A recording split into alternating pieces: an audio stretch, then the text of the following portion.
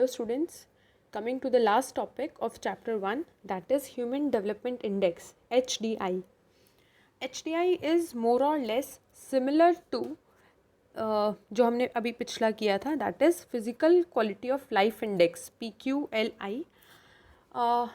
Human development index के अंदर भी यही कंसिडर किया जाता है कि लोगों की स्टैंडर्ड ऑफ लिविंग कितनी अच्छी है, लेकिन ये थोड़ा सा फिज़िकल क्वालिटी ऑफ लाइफ से इम्प्रूव्ड वर्जन है, क्योंकि हमने देखा था कि फ़िज़िकल क्वालिटी ऑफ लाइफ के अंदर यहाँ पर खाली 3 एस्पेक्ट्स को कंसीडर किया गया: education, life expectancy and infant mortality rate. बाकी जो स्टैंडर्ड ऑफ लिविंग के लिए ज़रूरी है, जैसे pure drinking water, access to all the facilities, ये सारी चीज़ें इसके अंदर इग्नोर की गई। तो क्योंकि यहाँ पे कुछ लिमिटेशन था, इसीलिए HDI से डेवलपमेंट हम कैलकुलेट करेंगे कि एक कंट्री की कितनी डेवलपमेंट है। HDI जो है ह्यूमन डेवलपमेंट इंडेक्स, वो सबसे पहले यूनाइटेड नेशंस ने प्रेजेंट किया था। उसमें फिर इंडिया ने भी थोड़ा बहुत कंट्रीब्यूशन किया, राइट। और फिर इस तरीके से HDI पूरा पिक्चर में आया। HDI determinants of HDI index, यहाँ पर भी 3 इंडेक्स को यूज़ किया गया है, that is life expectancy, knowledge and good standard of living. Physical quality of life में इसकी जगह पे यहाँ पे इन्फेंट मोर्टालिटी रेट को कंसीडर कर रहे थे। इन्फेंट मोर्टालिटी रेट को हटा के एक ब्रॉड व्यू लेकर आए गुड स्टैंडर्ड ऑफ लिविंग। देखते हैं इसके अंदर क्या है। लाइफ एक्सपेक्टेंसी में अगेन ये है कि एक कंट्री की लाइफ एक्सपेक्टेंसी देखी जाएगी। If it is less than, अगर एक कंट्री की लाइफ एक्सपेक्टेंसी 50 साल से कम है, मतलब वहाँ के लोग 50 साल से कम ज़िंदा है, मतलब वहाँ की हेल्थ सर्विसेज बहुत ही ख़राब है, तो इससे हमें पता चलेगा कि वहाँ का डेवलपमेंट, मेडिकल सर्विसेज कैसी है। Second is knowledge. To know the quantum of knowledge, adult literacy in present is calculated. People in the age group 15 year and above are included. इसके अंदर किन लोगों की नॉलेज को देखा जाएगा? ऐसे लोग जो 15 साल या उससे बड़े हैं। इसके अंदर क्या कैलकुलेट करते हैं? सबसे पहले number of year of schooling. Actually वो जो लोग हैं जो 15 से ऊपर है, वो कितना उन लोगों ने स्कूलिंग किया है और कितना उनका एक्सपेक्टेड स्कूल नंबर ऑफ थे, expected number of year of schooling. Again यहाँ पे 2 चीज़ कैलकुलेट की जा रही है। एक तो जितनी उन्होंने एक्चुअल डेज़ वो लोग स्कूल में गए हैं, एक्चुअल नंबर ऑफ़ ईयर्स वो स्कूल में गए हैं। सेकेंड कि उनका कितना एक्सपेक्टेड है, मतलब वहाँ के एवरेज लोग कितना स्कूल जाते हैं, उन दोनों को माइनस करते हैं। अगर वो गैप ज़्यादा है तो यानी वहाँ का डेवलपमेंट कम है। सपोज़ कि इंडिया में ग्रेजुएशन एक मिनिमम लेवल माना जाता है कि कम से कम एक बच्चा ग्रेजुएट होना चाहिए, तो ये है expected number of year of schooling. लेकिन अगर एक बच्चा खाली 2nd और 3rd स्टैंडर्ड तक स्कूल जाता है, तो हम इस चीज़ को माइनस करेंगे और यहाँ से हमें पता चलेगा कि उस कंट्री का डेवलपमेंट कितना कम है। तो यहाँ पे क्या कैलकुलेट किया?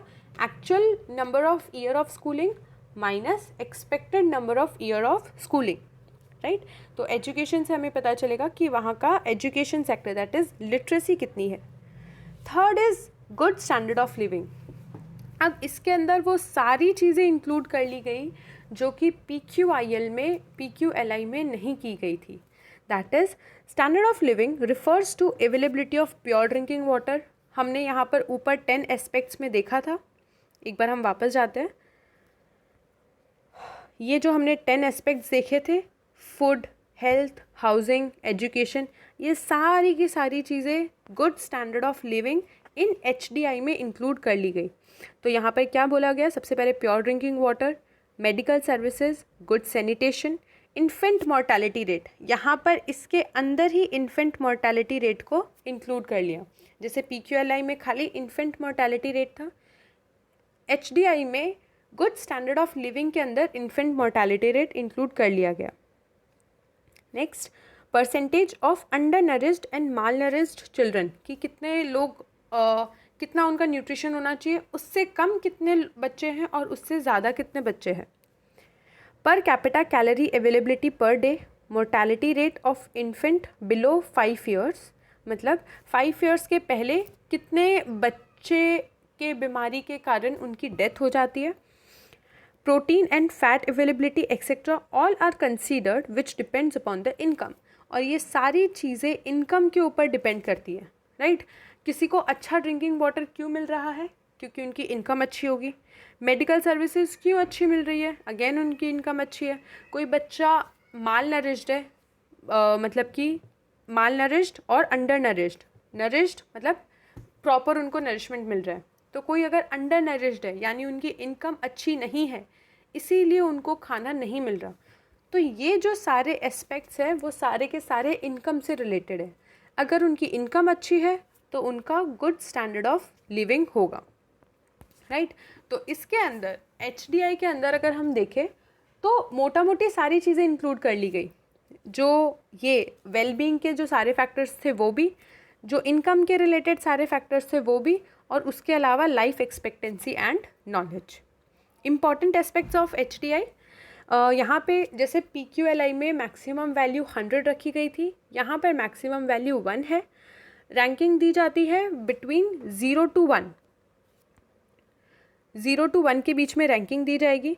The countries whose HDI is closer to 1 is considered more developed, यानी सपोज़ किसी की 0.9 है तो वो ज़्यादा डेवलप्ड माना जाएगा, अगर 0.6 है तो वो कम डेवलप माना जाएगा।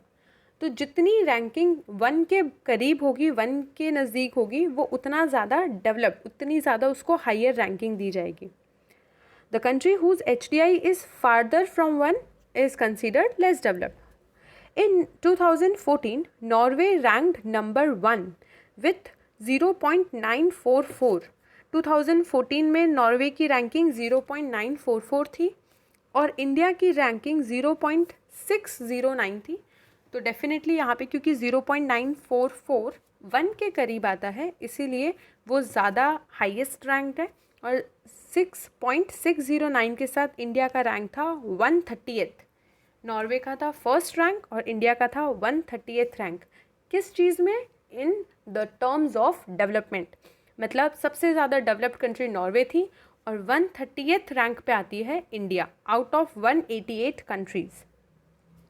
Human development indicator for some countries of the world, यहाँ पर कुछ जैसे इंडिया और नॉर्वे का हमने देखा, यहाँ पे ऐसे अलग अलग कंट्रीज़ के कुछ इंडिकेटर्स दे रखे हैं। यहाँ पे रैंक दिया है डायरेक्टली, 188th रैंक पे आती है नाइजीरिया। हमें ये पता होना चाहिए क्योंकि लास्ट रैंक कौन आ रहा है और फर्स्ट रैंक कौन आ रहा है, ये सबसे इम्पॉर्टेंट है।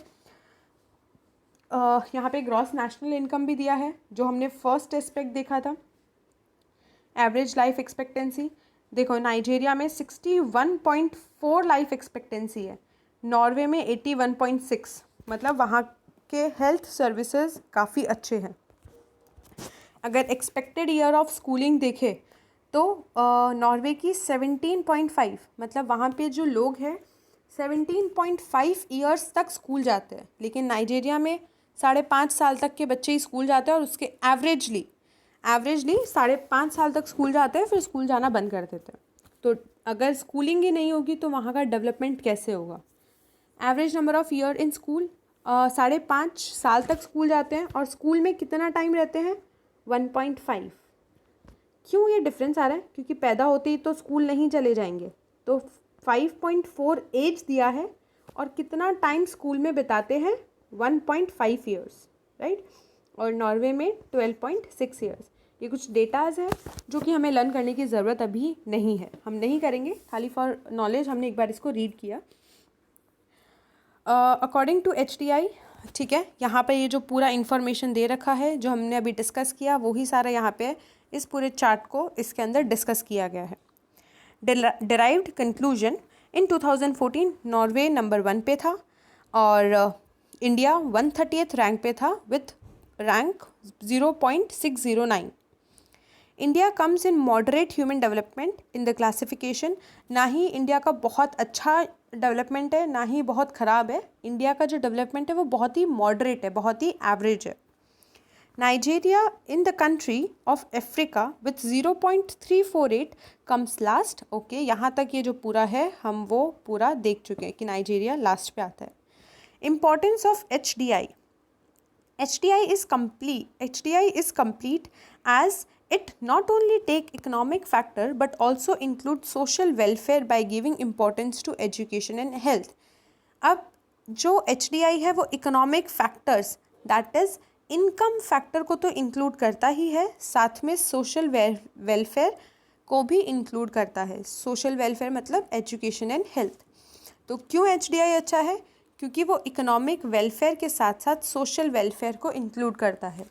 इकोनॉमिक फैक्टर मतलब पैसों से related factor that is income, और social welfare is education and health. HDI indicates the policy maker that economic development is only a good tool, but the ultimate objective is only human welfare. HDI ये indicates करता है policy maker को कि economic development खाली एक tool है, पर हमारा अल्टीमेट ऑब्जेक्टिव क्या है? Human welfare. कि अगर ह्यूमन का वेलफेयर हुआ तो ऑटोमेटिकली इकोनॉमिक डेवलपमेंट हो जाएगा. हमें इकोनॉमिक डेवलपमेंट पे फोकस नहीं करना, हमें ह्यूमन वेलफेयर पे फोकस करना है. वापस रीड करते हैं. HDI indicates the policy maker the economic development is only a tool. HDI policy makers को ये इंडिकेट करता है कि इकोनॉमिक डेवलपमेंट तो खाली एक टूल है, लेकिन हमारा अल्टीमेट ऑब्जेक्टिव क्या है? Human welfare. True progress equals to economic progress plus social progress, जो कि हम यहाँ पे देख चुके हैं, economic progress and social progress. तो ट्रू प्रोग्रेस उसी को कहा जाएगा जब एक कंट्री में इकोनॉमिक प्रोग्रेस भी होगा और सोशल प्रोग्रेस भी होगा. Fourth, HDI is functional. A rise in the HDI ranking indicates the health and education have improved in the country. Functional मतलब कि कोई कंट्री में अगर फंक्शन होगा तभी HDI इम्प्रूव होगा. फंक्शनल है. तो अगर किसी कंट्री का HDI में रैंक इंक्रीज़ हो रहा है मतलब वहाँ का हेल्थ और एजुकेशन सेक्टर बढ़ रहा है. Last second is developing country get an idea as to where there is a scope for development and in which direction should the government work by looking into HDI. ये पूरे chart को देख के एक developing country को idea आएगा कि वो अभी कौन से सेक्टर्स में वर्क कर सकते हैं. जैसे अगर हम इंडिया की बात करें तो इंडिया की जो स्कूलिंग है वो 11.7 है, राइट. नॉर्वे की है 17.5. मतलब इस एरिया में इंडिया भी वर्क कर सकती है. यहाँ पर इंडिया भी लैक कर रही है. Again average number of year of school यहाँ पर है 5.4, नॉर्वे में है 12.6. ये एरिया में भी इंडिया वर्क कर सकती है, गवर्नमेंट वर्क कर सकती है. तो यहाँ पर यही बता रहे हैं कि डेवलपमेंट कंट्री HDI के चार्ट को देखकर ये पता कर सकती है कि अभी उनके पास कहाँ कहाँ स्कोप है इम्प्रूव करने के लिए. Last is HDI is progressive in its approach. Progressive मतलब कि काम करती जा रही है, प्रोग्रेसिव है. ऐसा नहीं है कि खाली इंडिकेट कर रही है. इसको देखकर HDI के चार्ट को देखकर जो गवर्नमेंट है वो प्रोग्रेसिवली काम कर रही है. तो ये थे हमारे सारे इम्पॉर्टेंस ऑफ HDI. अब अगेन कुछ भी हो कहीं ना कहीं तो लिमिटेशंस होंगे. तो HDI में भी कुछ लिमिटेशंस है. First, only 3 social indicators are included in HDI which is less. Other social indicators should have been included. Same जैसा PQLI में कहा, यहाँ पर भी बोल रहे हैं कि भाई तुमने 3 ही इंडिकेटर्स यूज़ किए हैं, तुम्हें और इंडिकेटर्स यूज़ करने चाहिए थे. इंडिकेटर्स क्या हुए? ये 3 इंडिकेटर्स. तो बोल रहे हैं कि तुम्हें 3 इंडिकेटर्स के अलावा और भी इंडिकेटर्स चूज़ करने चाहिए थे. अब ये तो खाली एक लिमिटेशन में डालने की बात हो गई, क्योंकि हमने यहाँ पे देखा कि स्टैंडर्ड ऑफ लिविंग में काफ़ी सारे इंडिकेटर्स ऑलरेडी इंक्लूड हो चुके हैं. पर ठीक है, आंसर को बड़ा करना था, इसीलिए यहाँ पे इन लोगों ने ये एक पॉइंट डाल दिया. Second, all 3 indicators are given equal weightage same as PQLI. PQLI में भी यही कहा था कि सारे इंडिकेटर्स को इक्वल वेटेज दे रहे हैं. दैट इज़ हम तब एवरेज निकालते हैं तो डिवाइडेड बाय 3 करते हैं, राइट. तो उससे इक्वल वेटेज तीनों को दिया जा रहा है. यहाँ पर भी वही लिमिटेशन है कि तीनों फैक्टर्स को इक्वल वेटेज दिया जा रहा है, लेकिन रियलिटी में हर इंडिकेटर की एक अलग अलग इम्पॉर्टेंस है. Third, human development index is not an absolute expression. It only shows the relative progress as it compares one country with other. Relative और एब्सोल्यूट का मतलब क्या होता है? रिलेटिव जब यूज़ होता है तब हम कोई कंपैरिजन करते हैं, और एब्सोल्यूट तब यूज़ होता है जब हम खाली उसी कंट्री के बारे में बात कर रहे हैं, राइट। तो हम अभी कोई भी इंडिकेटर्स देखें, जैसे अगर हम नेशनल इनकम भी देखें, पर कैपिटा इनकम देखें, PQLI देखें या फिर HDI देखें, सारे इंडिकेटर्स में यही हो रहा है, रिलेटिव, दैट इज़ सारे इंडिकेटर्स में हम कंपैरिजन ही कर रहे हैं, राइट। तो यहाँ पे बोल रहे हैं कि ये जो HDI है वो भी एक रिलेटिव इंडिकेटर है, क्योंकि इसके अंदर कंपैरिजन हो रहा है, तो उसको भी इन लोगों ने लिमिटेशन में डाला है। Other than HDI, we have GDI, that is Gender Development Index, TAI, Technological Achievement Index, HPI, Human Poverty Index and HCI, Human Consumer Index। ये सारे इंडेक्स जब हमें कोई स्पेसिफिकली कोई चीज़ के बारे में निकालना होता है तो हम ये इंडिकेटर्स यूज़ करते हैं।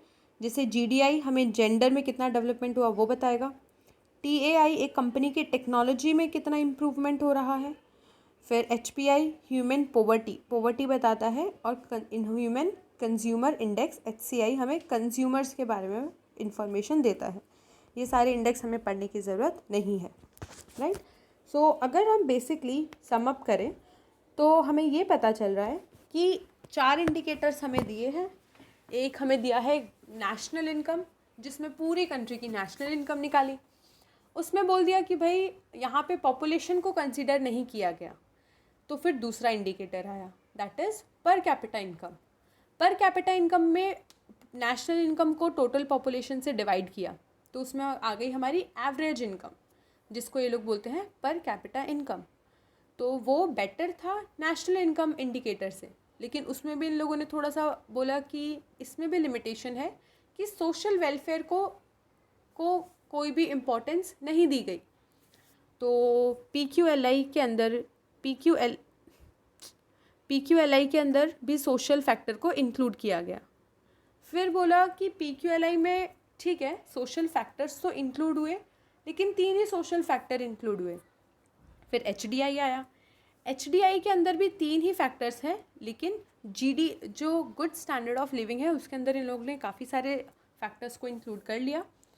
तो अगर हम देखें चारों जो इंडिकेटर्स है, चारों इंडिकेटर्स में जो सही इंडिकेटर है वो HDI है, क्योंकि वो इकोनॉमिक फैक्टर और सोशल फैक्टर दोनों फैक्टर्स को इंक्लूड करता है, दोनों फैक्टर्स के बारे में बताता है। लेकिन HDI के भी लिमिटेशन इन लोगों ने दे दिए, और उस लिमिटेशन में यही कहा है कि इसके अंदर भी 3 ही फैक्टर्स इंक्लूड किए गए हैं।